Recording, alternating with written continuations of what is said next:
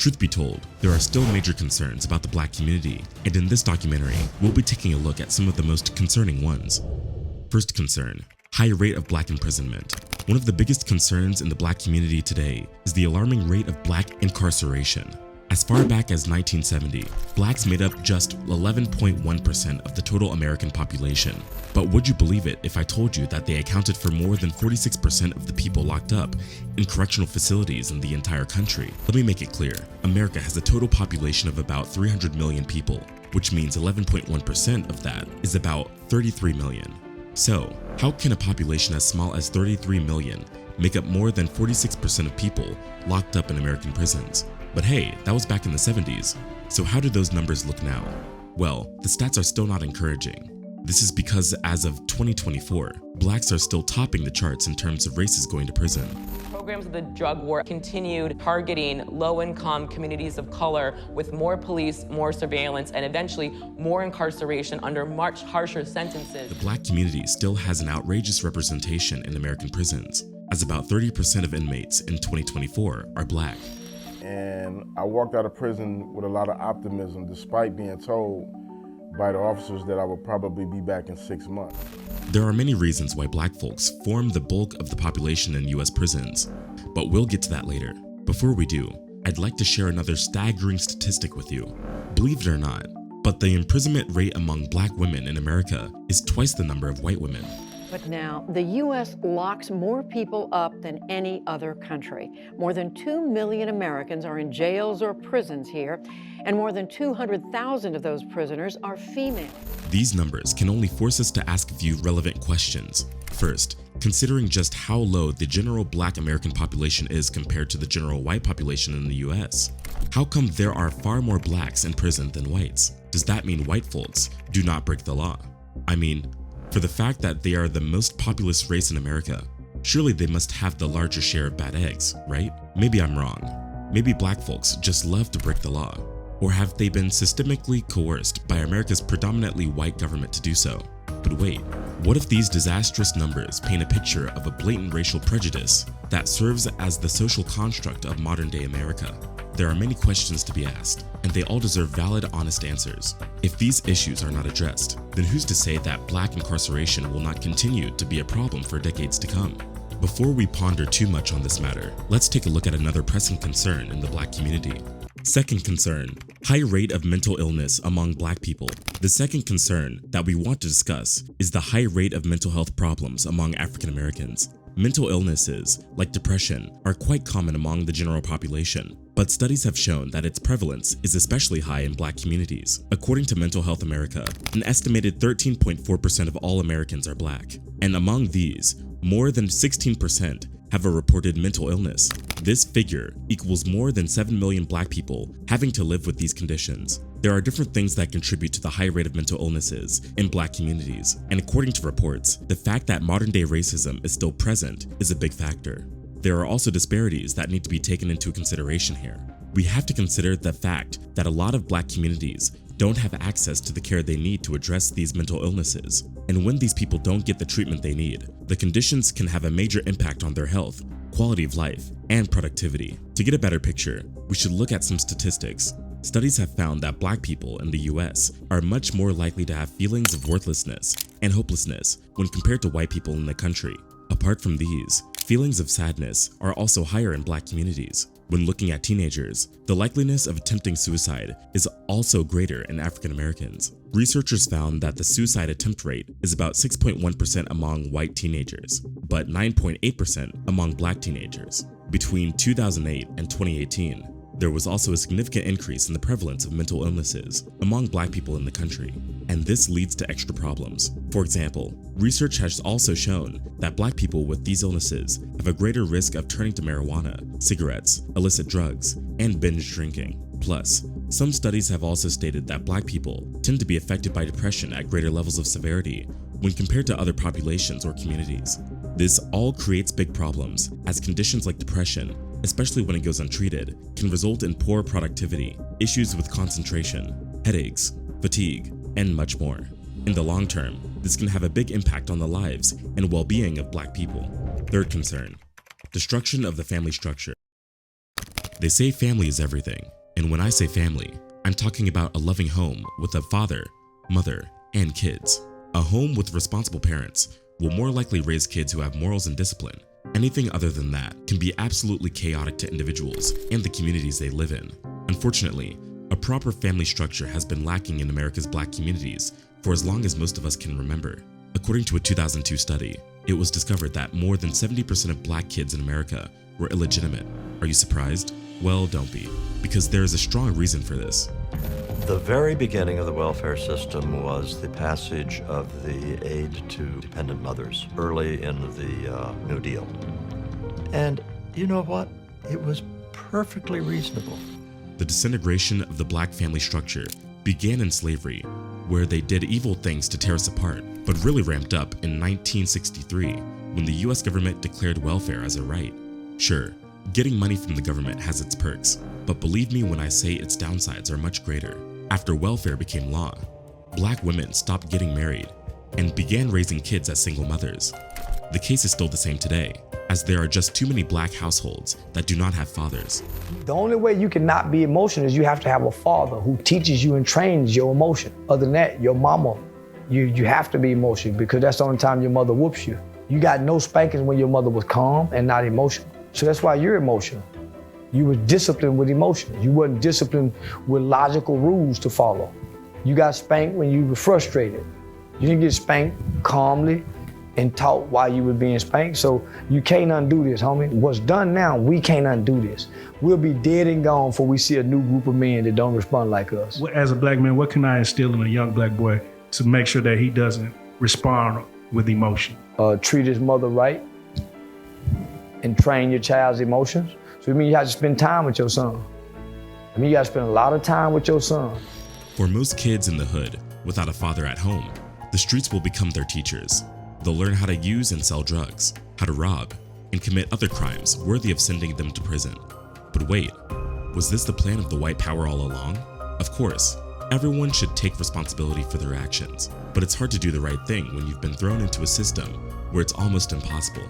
Growing up without a father will more likely than not leave psychological scars on a child, and too many Black kids have had to deal with those scars throughout their entire upbringing. Take a look at Lil RT, a 9-year-old rapper who talks about smacking people with guns and running from the police. Apparently, little is known about his father, while his mother has been the one in charge of promoting his violent and explicit music.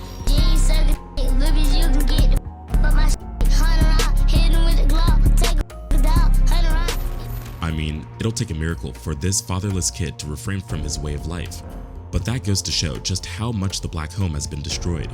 I'll leave you with one more heartbreaking statistic before I move on to the next major concern in the Black community.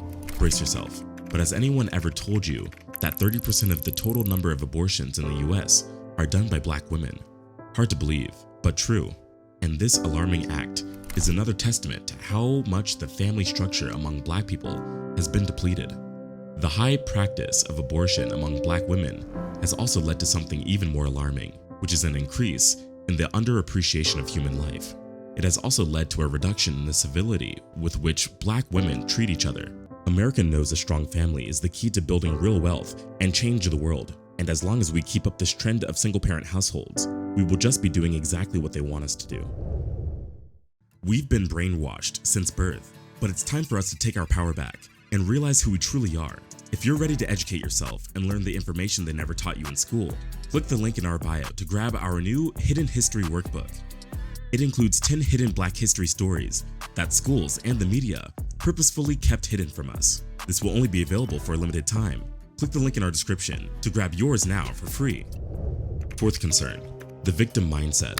Video that got a deputy sheriff in Georgia placed on leave. It shows a Black man being pinned and beaten during an arrest, and it is provoking outrage online. ABC's Elwin Lopez is in Atlanta with much more. Elwin, good morning to you. We cannot deny the fact that the powers that be in America have brought poverty, violence, and crime into the Black community. As a result of this, a lot of Black folks have unfortunately developed a victim mindset. Not to say one shouldn't point fingers in the right direction, but blaming everyone else for your problems will do nothing to move you forward. This is another major concern within our community, as Black people have now allowed their victim status to define their true identities. Black people have lost their identity, but our oppressors have not lost our identity. That's just why they chopped those noses off of the Pharaoh and the Sphinx in Egypt in the first place, is because without this nose, we can tell you this is whoever it is. The worst part is, playing the role of victim can actually stop one from taking responsibility for the things they should be responsible for. You have no power when you play the victim, and you have to take responsibility for your choices. Black folks in the hood need to look at things from a more positive angle. Even if you don't have a father figure or good role models to look up to, just take a look at people from our culture who have succeeded in various walks of life. There are black doctors, nurses, pilots, accountants, bankers, and so on. This is America, a country where you can become anything you want if you put your mind to it. It's true the black community isn't where it wants to be yet, but no one can deny that black Americans have significantly moved up the food chain in terms of wealth. After all, how many black millionaires and billionaires do you know from the 20s, 30s, 40s, and 50s? Not much, I assume. Things have changed today. Entrepreneurship is another great way to create true wealth for yourself. Trust me when I say that having a victim mindset can limit your progress, just as it has limited progress in many of America's black communities. Now, one organization that is actively promoting the victim mindset in America is none other than Black Lives Matter. But first, we want to give you a sense of what happened. We're going to begin tonight in Minneapolis. That's where the Black Lives Matter riots first began almost 2 weeks ago. As the violence there raged, some Democratic leaders in Minneapolis came to a conclusion that didn't, on the surface anyway, make intuitive sense. And no, I'm not saying black people don't need a voice to speak up for them. I'm just saying that it isn't everything that's the white man's fault, and not every bad thing that happens to a black person is as a result of government propaganda. As insensitive as this may sound, there are black folks who should be in prison for the violent crimes they committed, whether we admit it or not.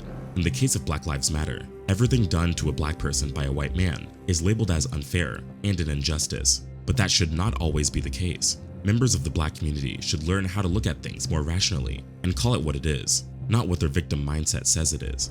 By doing so, we can properly address the issues that are really affecting our communities, instead of pointing accusing fingers in every direction except ourselves. Fifth concern, modern rap music.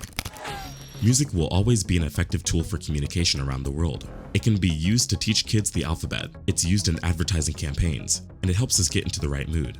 However, music can also be used to send negative messages that can influence the thought processes of those who consume it. Now, according to Billboard, hip-hop is one of the most popular music genres in the world, and being that it's a genre that was created by black folks, it's no surprise that the largest consumers of hip-hop music are us. The problem with rap music nowadays is the negative messages it sends across to the youth, which in turn has now caused a major concern among the black community. Gone are the days when artists use rap music as a tool to speak against societal ills. Gone are the days when artists spoke truth to power about issues that plague the black ghettos of America. And gone are the days when artists like KRS-One used his music to teach black history, as well as open our eyes to the truth.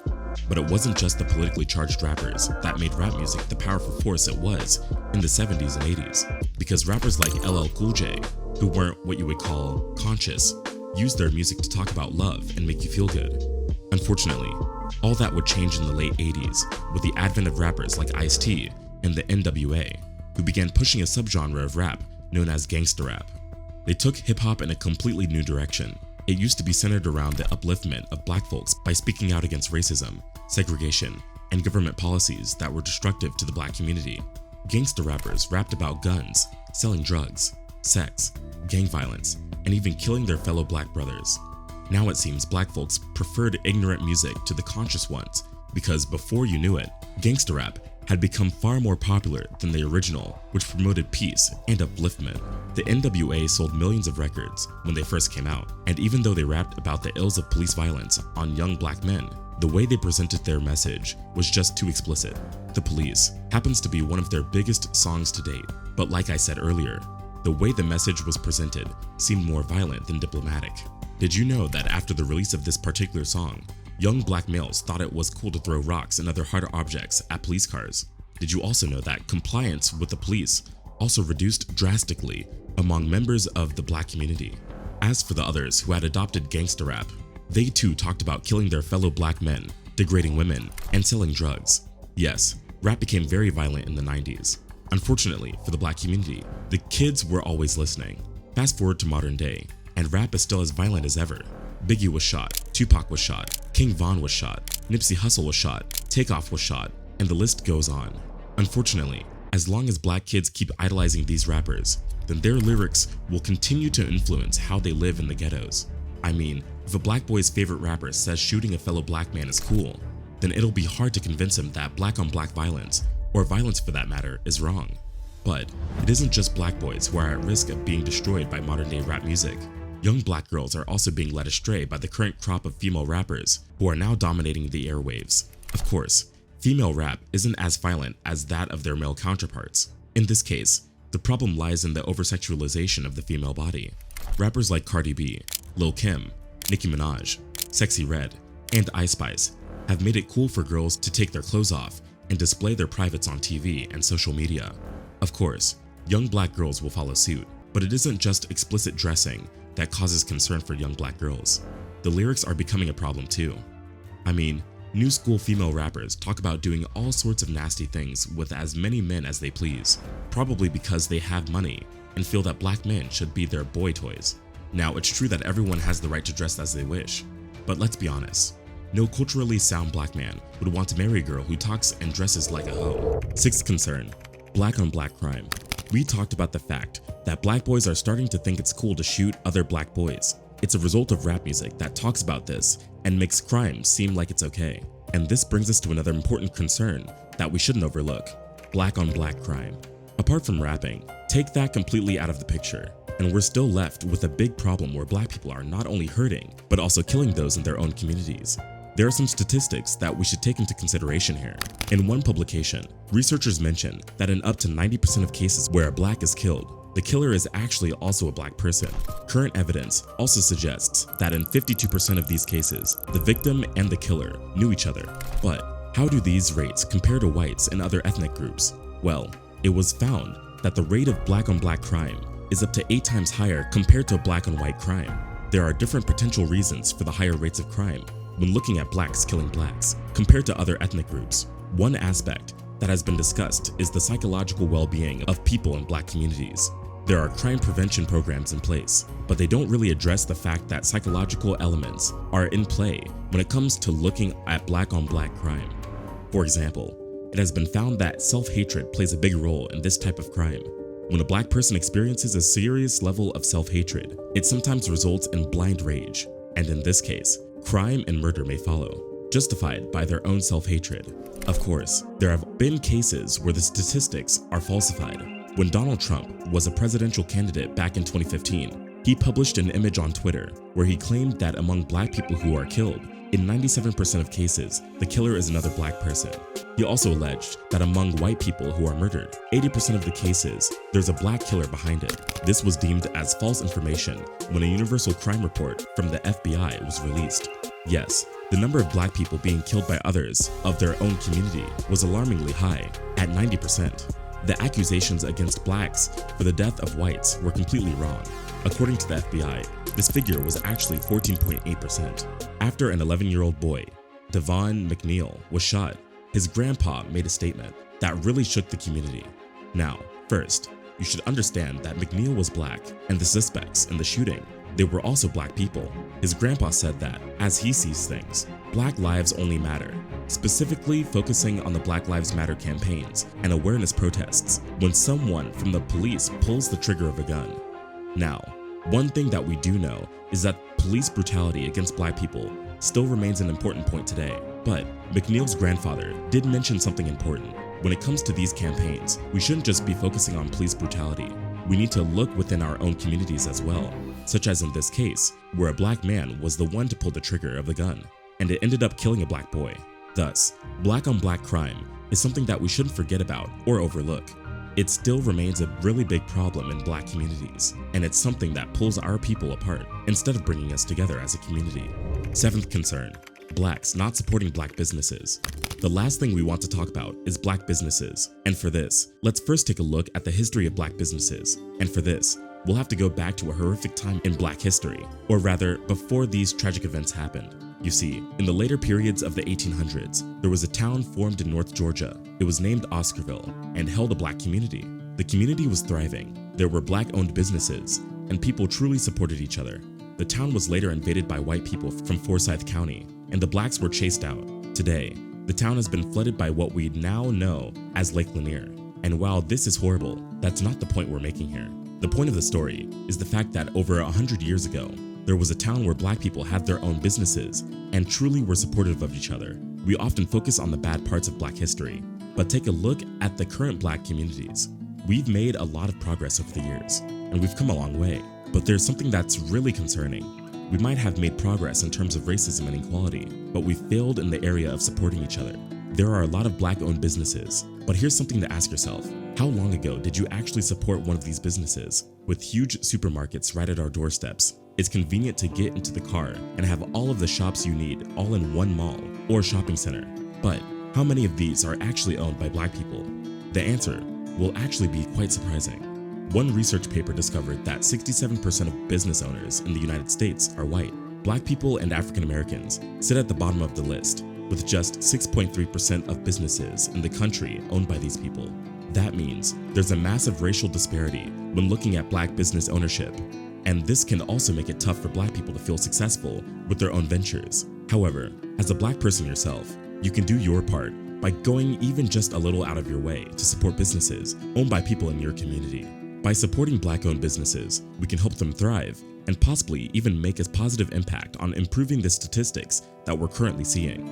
Share your comments in the comments below and some steps we can take as a community to fix these issues. Thanks for watching, family. Don't forget to like this video if you found it informative and hit the like button to make sure you always stay up to date with our latest content.